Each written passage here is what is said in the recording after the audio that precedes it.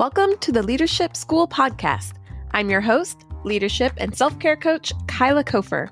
Here at the Leadership School, you'll hear leaders from around the world sharing their stories and expertise on how to lead with balance and integrity. Our goal? Teach you how to be an extraordinary leader.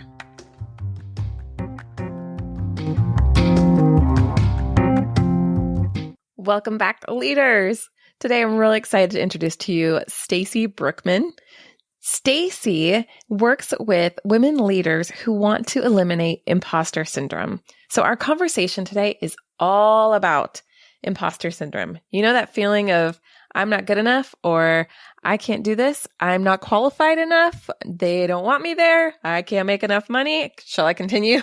We've all had those thoughts, and Stacy's here to tell us how to work through them. You hear a lot of personal stories here and a lot of really great ideas and tools and a system and process to walk us through how do we find confidence and belief in ourselves when we're used to listening to negative messages. Thanks so much, Stacy, for joining me, and welcome to the Leadership School podcast. Stacy, I'm just really excited to talk to you more. And I think probably because I resonate with your story a lot, because there's so many similarities in my own story, and you just have a wide range of experience. And I'm really excited to talk with you. So thanks for joining me. Thank you. And coming on Leadership School.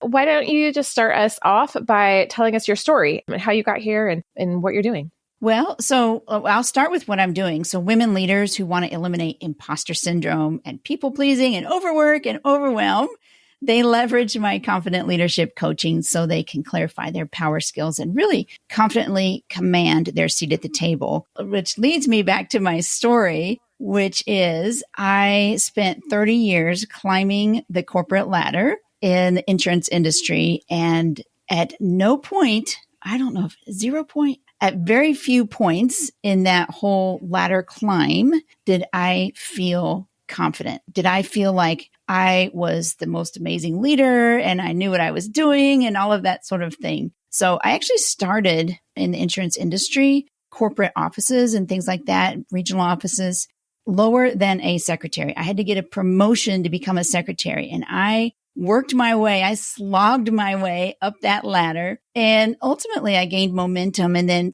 some rungs I skipped, right? Because I could and I did. And, I was that great, fabulous of a leader. Now I'm looking back, I can say that. But back then, at no point did I feel like I was great. I was amazing. And I just want to shortcut that for everybody else who's out there feeling like they're not enough. Isn't that amazing? You were getting the promotions, you were Yes. getting the roles, and you still felt like you just weren't enough. Where did you get on the corporate ladder? Where did you stop?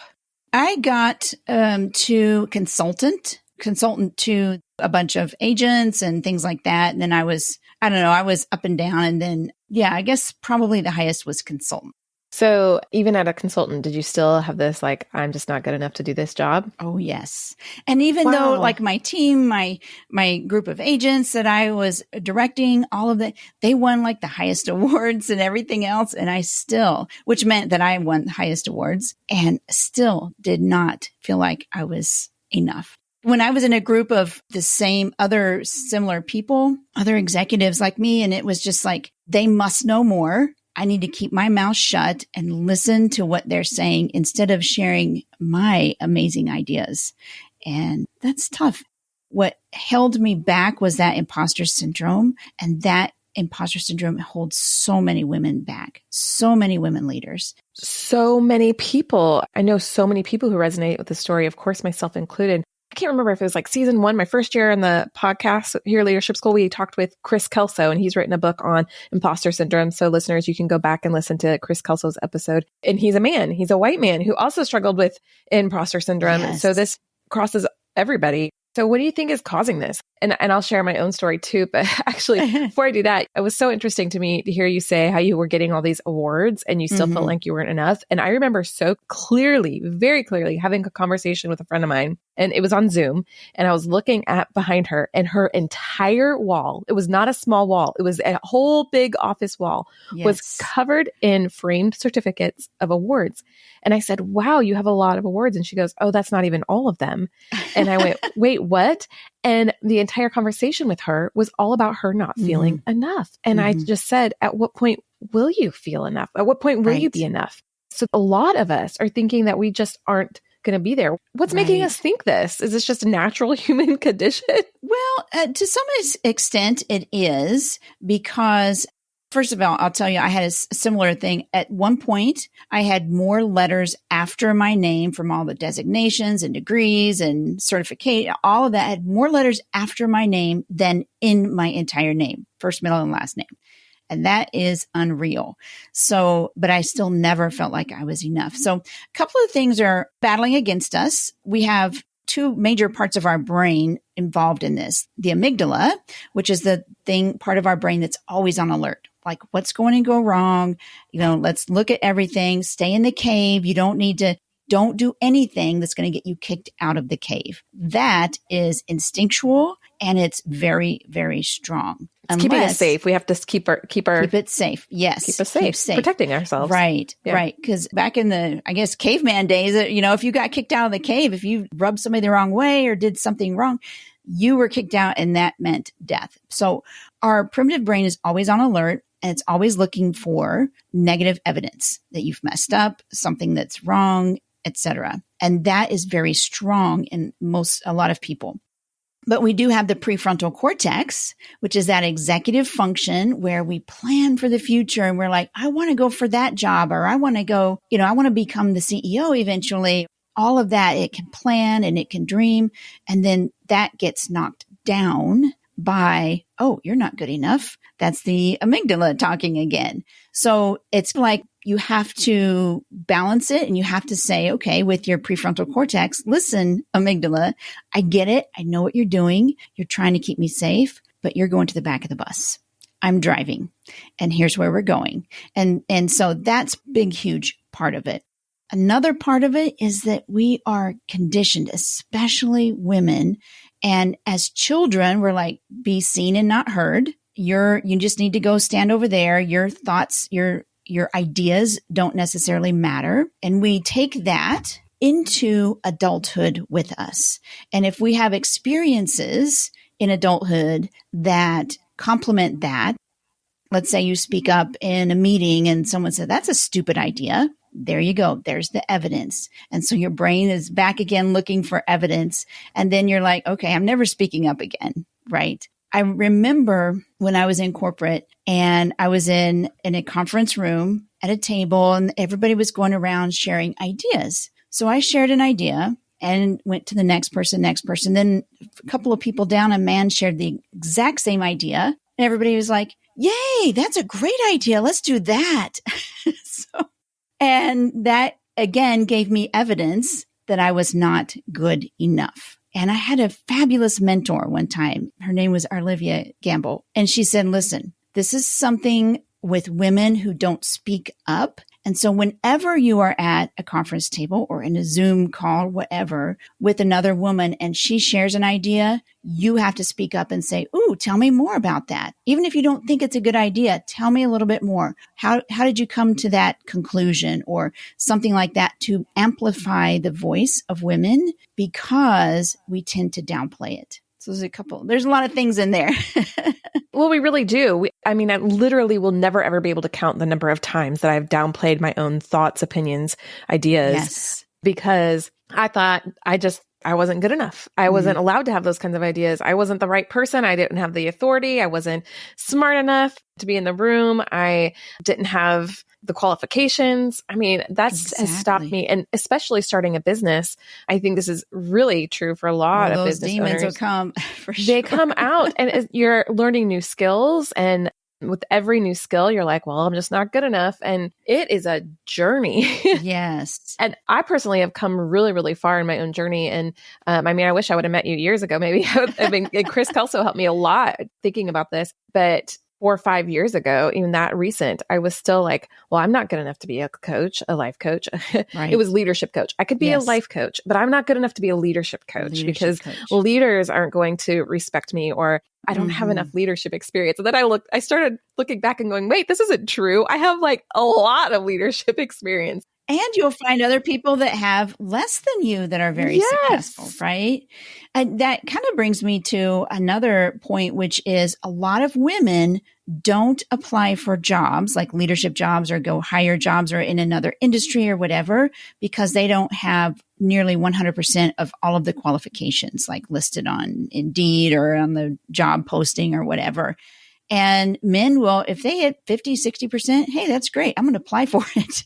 And therefore they get them. They get those jobs because when they get there, they're confident and they're ready to share why they should get that job. And women have a tendency to hold back or downplay their own skills, which does not serve them well.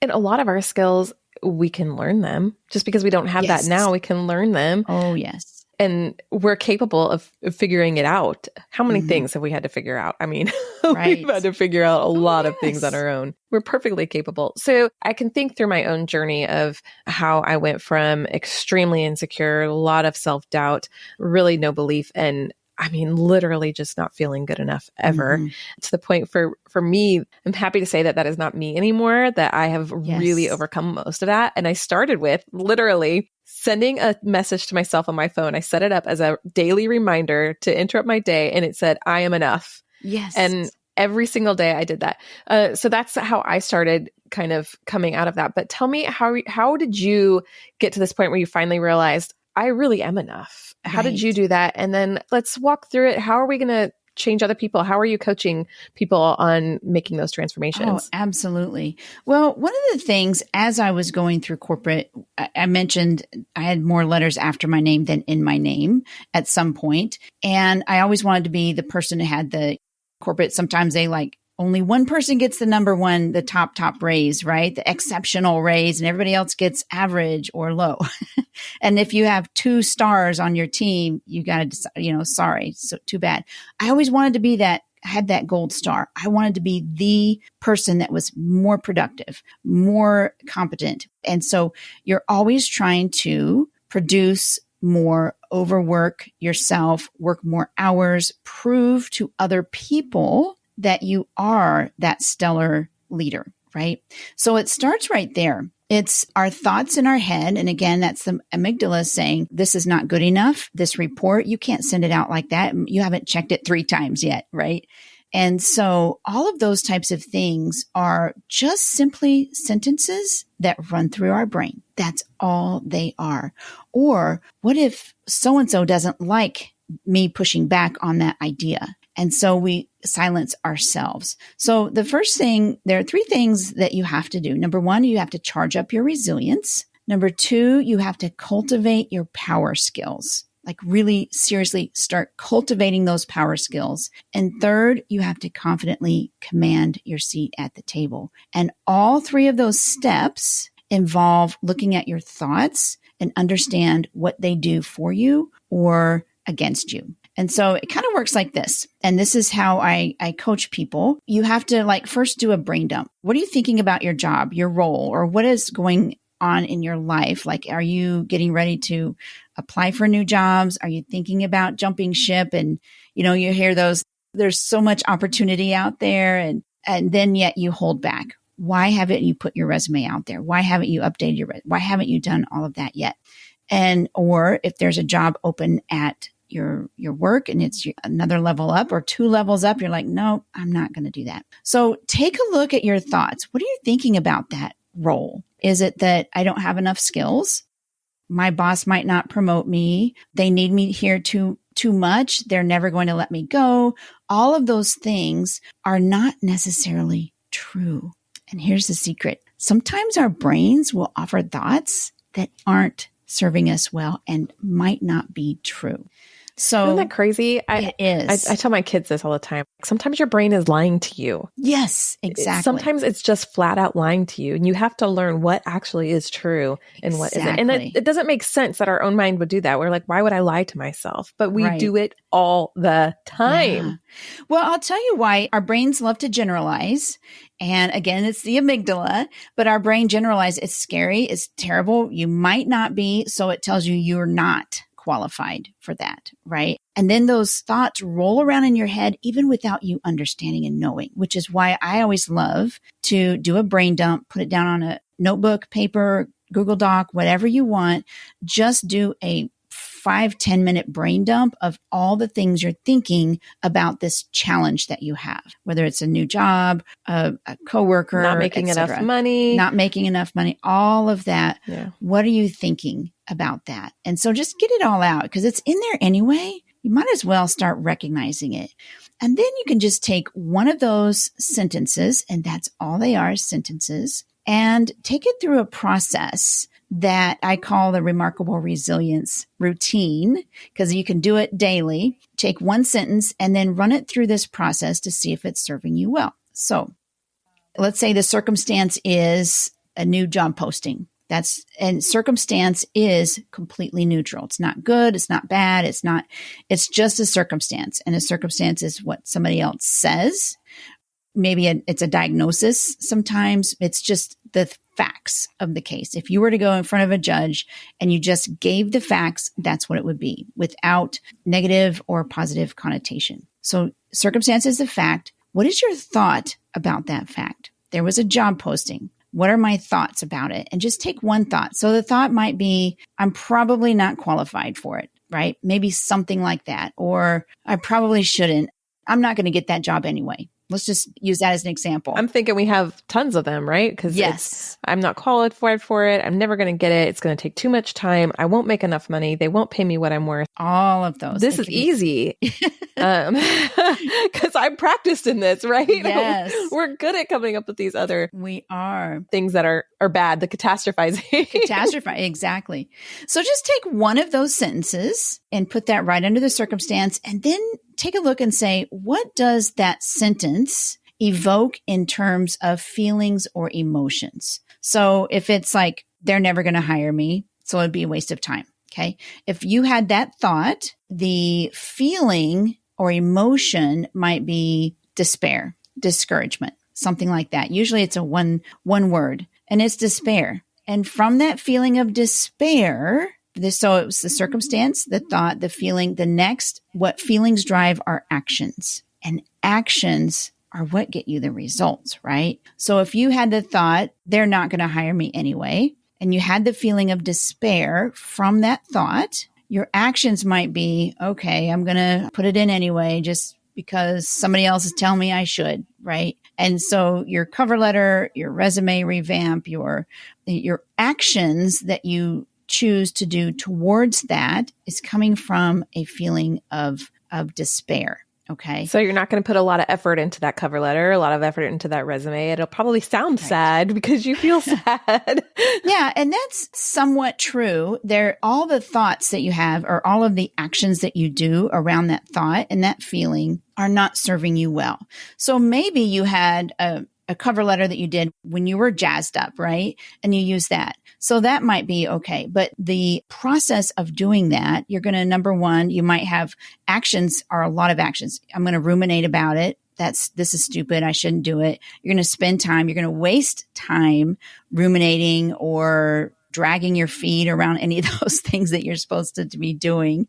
You're not going to think outside the box. That's one of the things that, like despair or some of those other emotions do, is it boxes in your creativity. I'll tell you, one of the things that I used to do is like, I'm going to find a gazillion different ways to reach the hiring person, right? So one of those times when I was energized, I'm like, I am the perfect person for this. I was designed for this job.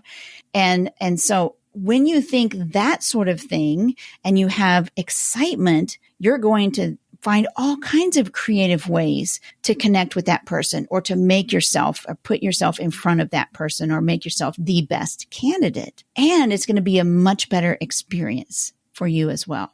So I'm not saying if you had despair and you had that thought, they're probably never going to hire me. I'm not saying that they will never hire you, but your process and your experience of that is not going to feel really good, right? So you might ultimately be successful, but you might not. You might not put all your effort into it. like, okay, that's good enough. Well, Right? I also like the phrase playing it small. Yes. I mean, I just think about how many times I've played small because you have all those thoughts. So yeah, you might apply for and get this job, but really what you were qualified for was 2 rungs up. Yes. And what you really could have done. And if you would have had that energy about it, you might have seen that and might have been willing to shoot for that and work towards that goal. Where instead you're like, well, yeah, they got it, but only because they couldn't find anybody else. Exactly. And you start telling yourself these things. It's you're not putting that effort and energy into that position, and you just keep putting yourself into smaller box. That is so true. And even then, let's say you get the job, and I coach a lot of women who just got a job. I have a COO and I've got a director of a large hotel, and they came to me and they're like, I just got this job and I'm afraid to do XYZ. Like I'm afraid to push back on some of the policies, or I'm afraid that my communication skill isn't going to be, I'm afraid that they made a mistake. And that's not a great way to start a job, is it? Right? Not even believing in yourself right after they hire you. Like out of all the hundreds of applications that people are getting, they hired you and you're not even believing that. But it's totally normal for people to feel like that. So that's why there's a remarkable resilience routine. I mentioned that, and it takes you through that circumstance, thought, feeling, or emotion, actions, and result. So I started this podcast because I wanted to learn and grow in my leadership journey. And I have been so incredibly inspired by the guests and the conversations. So once the interview ends, I actually keep the conversation going because I have found that sometimes the richest part of the conversation is when we feel like the interview's over and we can just kind of have a relaxed, more casual conversation. Also, if you've noticed, if you've been following this podcast for some time, I used to ask every guest 2 questions. What does integrity mean to them? And what does balance look like to them? Well, I haven't stopped asking those questions. We're just putting those over on our Patreon page.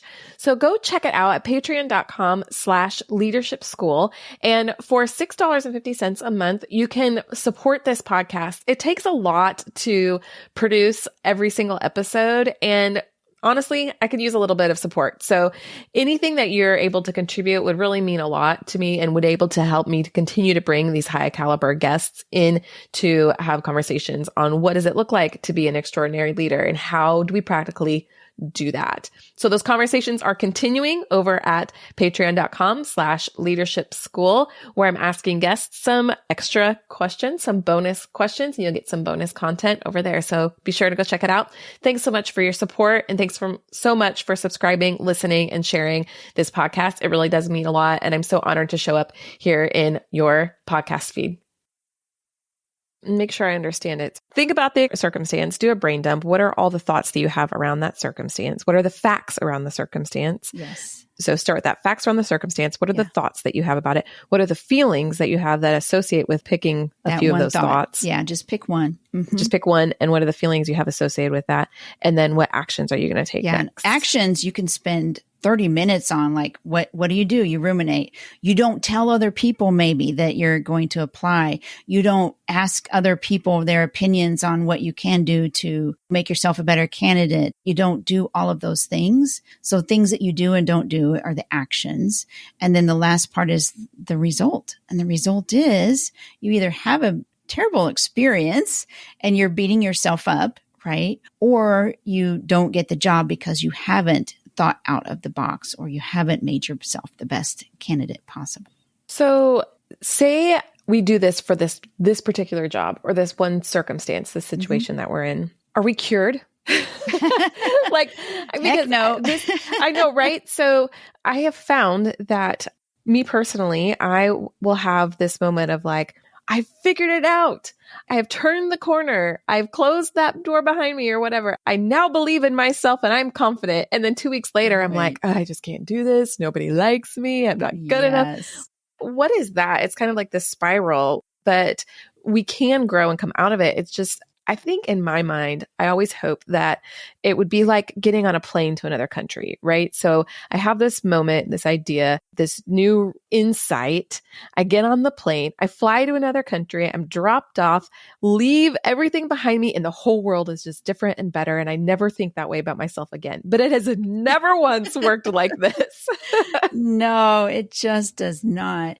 Get on a plane and be dropped off in that country multiple times before you start to feel comfortable. But yes, so you're so used to thinking the same way. You have grooves in your brain. It's like, this is the thought, this is the thought. And that's what your brain is always going to go to until you start recognizing that's my go-to. I get it. When I'm in a situation where I feel uncomfortable, where I feel unsure of myself, then you start recognizing it sooner and sooner and sooner and say, and pretty soon after it just depends. Everybody is totally different. You're going to be like, oh, I recognize what you're doing. Yes, that's the little mean girl in my head, right? Okay. Nope. I'm not going to let you drive this time. I'm in charge. So I get it. Anxiety. I get it. You're going to come along for the ride. That's okay. However, I am moving forward. I'm going to do this. And the other thing that I always like to do is that remarkable resilience routine can be done on the other side. I like sitting in this for a while, that what we just went through. And by the way, that's at realliferesilience.com/remarkable resilience. You can go get that framework and it walks you through this. But once you do that, I like sitting there to just recognize this is what my brain is doing and feel the feelings.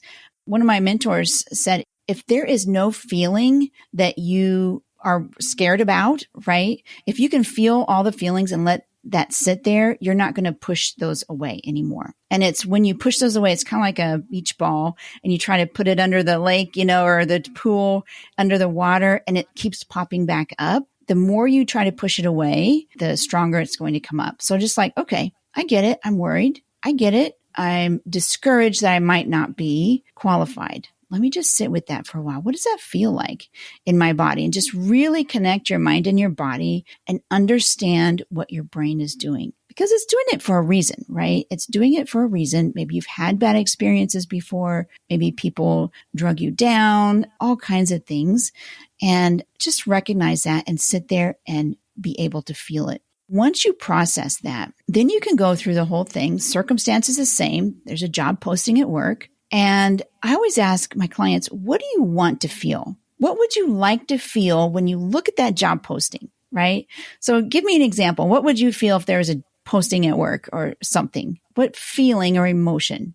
Having gone through this process before and being at a point where you're feeling a little bit more confident in yourself, I think there's more excitement with it. Excitement. Yes. Yeah. Some people choose see it confidence. And you're like, there's hope. Right? There's hope there.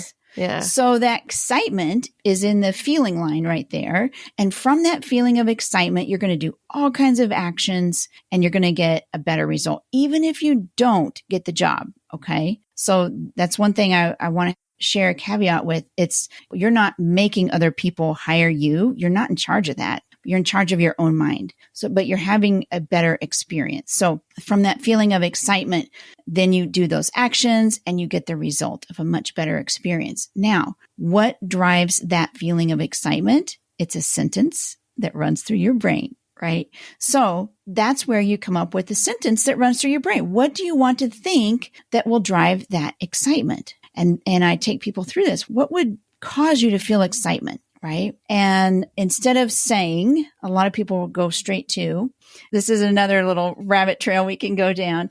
Instead of saying, I'm the best leader ever, I'm the most qualified person that will come to the table in this interview, right? Our minds do not necessarily believe that unless you really do, and then go for it, right? But you can't say that and put it on a sticky note and remind yourself of that if you don't actually 100% believe it. So what I always tell people to do is like go through some thought ladders. I'm probably not going to get this. What's 10% better than that? I have some of the qualifications, right? So maybe that's what you can think. Or I love this one. It's possible that I am the best candidate they have. It's possible that I'm the best person for the job. It's possible that I might get this job. And then that drives the feeling of excitement. So I love the opening up your mind to possibilities. And when you say that it's possible and you actually believe it, then that drives the amazing actions, the excitement, which drives the actions and the results. Does that make sense?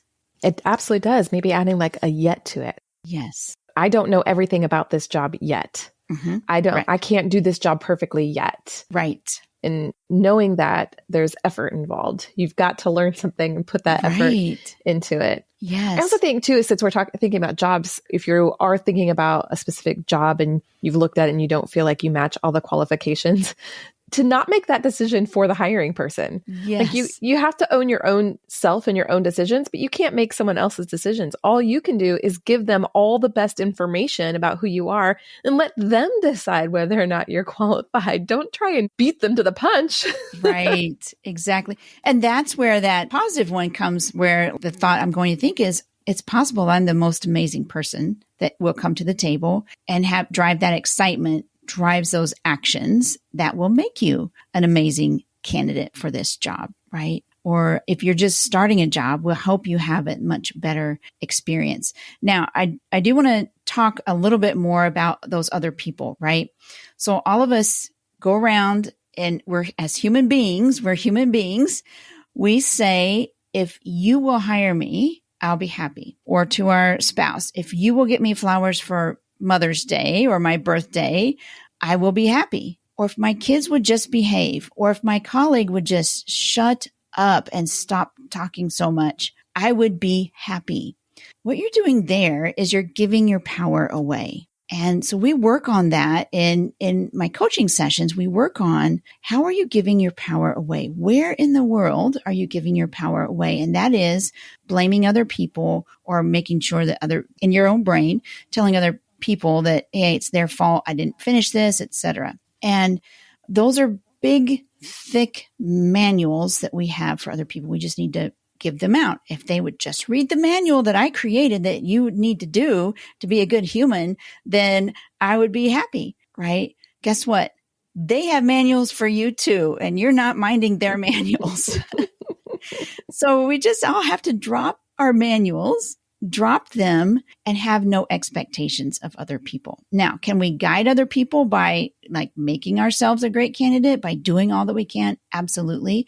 But just know that your emotions, your feelings should not be based on what other people do or don't do. It should be based on yourself. This is boundaries 101, right? This is boundaries and life ownership. Yes, part of boundaries. Yes. I love this quote. Xavier Dagba, he's on Instagram. You should all follow him. He's great. But he says that boundaries is not telling people what they need to do in your presence or telling them how they need to act. What it is it's how you show up when you are now in a place that no longer with your own integrity, when your own integrity has been disrupted. It's the way that you show up and how you respond. Yes. So it's not telling someone else what to do. It's what you do instead. So correct. I always say boundaries are for you, not against other people.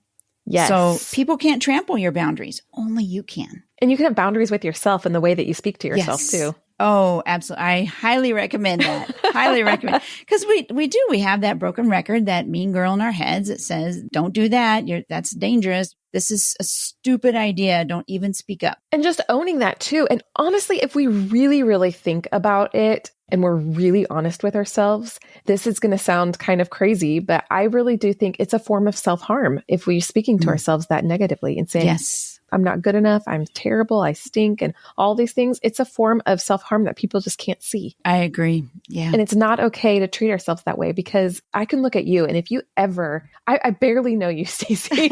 I'm going to get to know you. I'm getting to know you, and I love this, yes. But we've only met a few times. And if you ever spoke to yourself that way and I heard it, I would be so sad. Oh, yes. And I would not be okay with that. And I would never want you to do that. And I'd speak right up and I'd say, that's not okay. You cannot talk to yourself. That is not true. And you would do the same for me. And I would do that for anybody I met. It's just not okay to speak to ourselves that way ever. Yes. I totally agree. But just keep in mind, too, we don't want to beat ourselves up about that. Yes. Yes. Because that could be a vicious circle.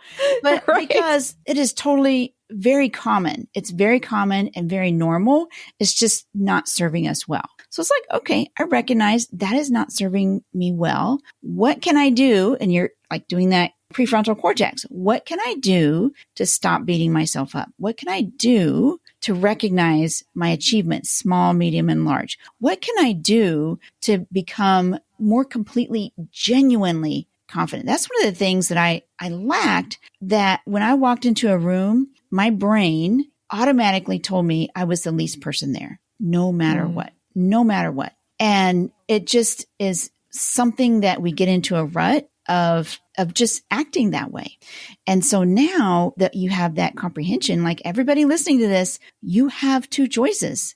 Do I choose to understand and recognize this and do something about it? Or do I go back in my cave and not do anything about it and just keep on living my life, right?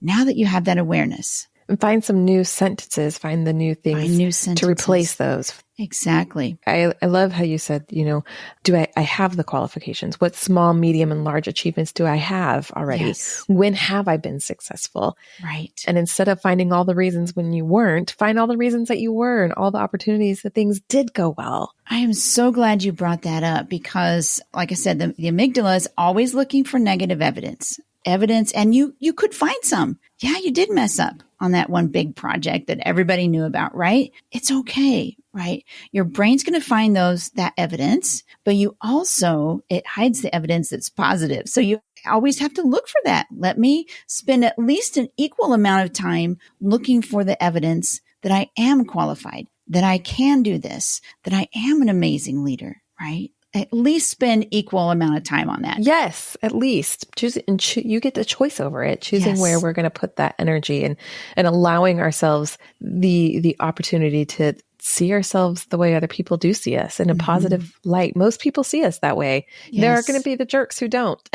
Right. But we keep them on the outer circle and push them away because they don't get to say. I love Brene Brown when she says, I put a list in my pocket of people whose opinions really actually matter. And the list is very short. Right. Think about who you're there to serve and who you're there to help. Right. Because those people do see you in a positive light. And people also will see us the way that we are portraying ourselves. Exactly. So when we portray ourselves with that confidence and that self-love and that self-compassion, people are drawn to that. Yeah, exactly. I love it. I don't know, a lot of people probably recognize this. I spent a lot of time with something between me and everybody else. And that was a persona of I'm competent and confident leader. So I had to project that fake it till you make it. And that simply doesn't work because I never felt like I was competent or confident or qualified or had the best ideas, even if I did. And so I was always trying to keep this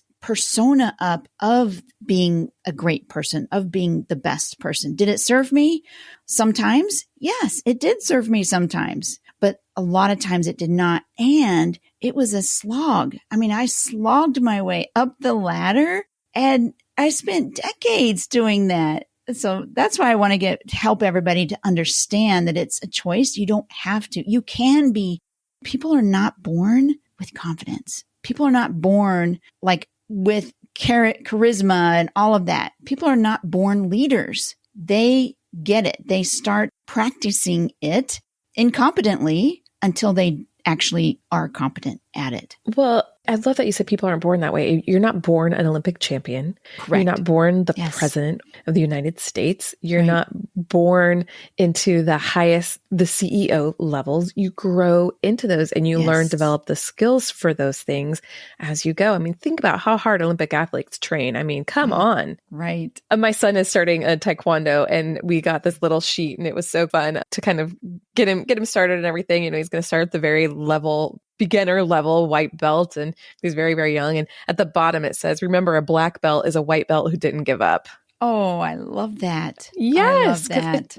You didn't come out of the gate being a black belt. You Right. grew into it and learned. And you Right. don't come out of the gate being this person who doesn't have any negative thoughts about yourself, especially if you've spent 20, 30 years believing that you weren't good enough and that you weren't qualified enough.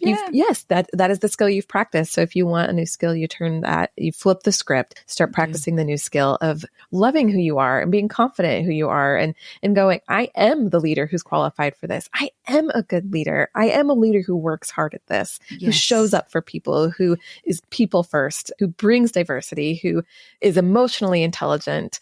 And you start calling yourself those things and you start building that into your life. Exactly. Yes. Awesome. I love it. Stacy, this has been so good. I want to talk to you for another 7 hours. Yes, we could. We could have great conversations. So we're going to do this again, I'm sure.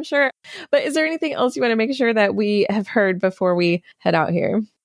I think there are 5 things that a lot of women leaders that trip us up, or even any leader actually. Number one, it's the need to be perfect. I feel like I have to be perfect. So everybody, that's that persona that you're trying to project that everybody else can see, right? The need to do everything myself because nobody else can do it as well. And it reflects on me. So I have to do everything myself. The need to be tough. A lot of leaders think, okay, now that I'm the leader, I have to be tough. I have to completely change my persona around.